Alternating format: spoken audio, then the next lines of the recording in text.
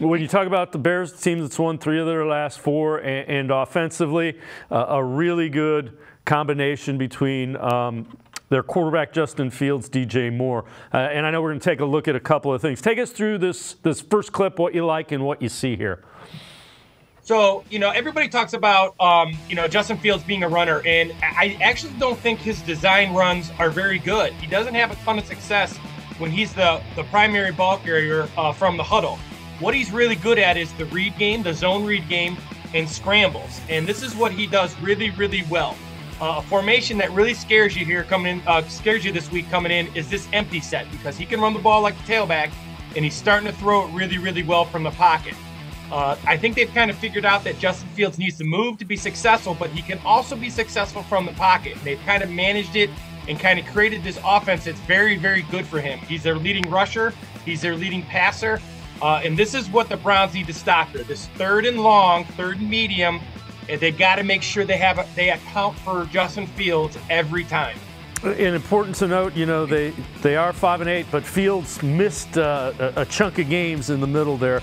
Is back and obviously ready to go. All right, you mentioned some of the ways they use them. Take us through this next clip, what we see here with Justin Fields.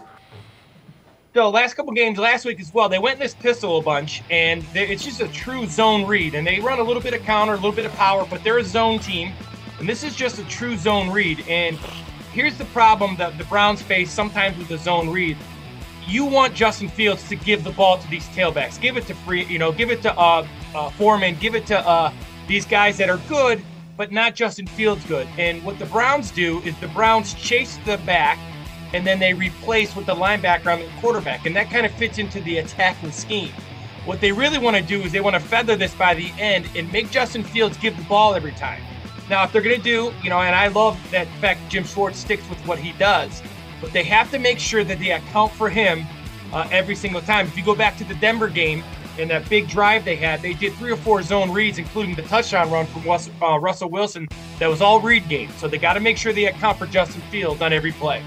Yeah, and big difference with the athleticism of Justin Fields relative to what you saw from an older Russell Wilson. So that, without question, Fields is a threat with his legs, but he's improving from the pocket. Take us through this next clip and tell us what you think is important defensively here for the Browns.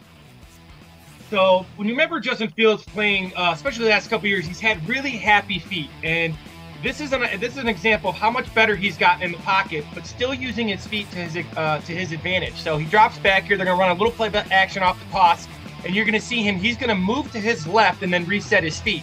And this is what he's doing very well this year. He has fluid, active feet, but they're not panicky. They're not happy feet where he gets himself off balance. And this is a credit to his coaches, and this is a credit to him on the improvements he made. But again, this is movement that is not running necessarily, but you have the scramble runs, you have the zone read, and then you have this movement within the pocket. 2 things need to happen. Browns need to make sure he stays in the pocket and pass rush. Then they need to make sure that they stay connected in the secondary.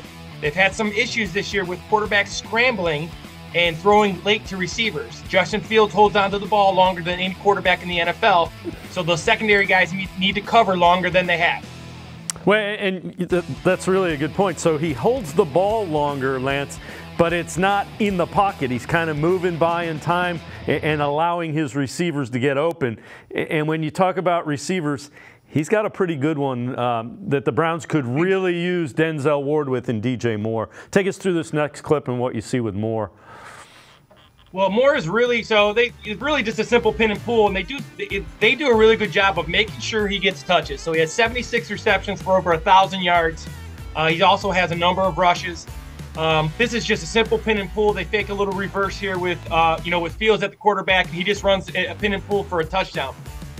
He's remarkably strong. He's big and strong, so he gives you a little bit of that Deebo Samuel. He gives you a little bit of Amari Moore in his route running.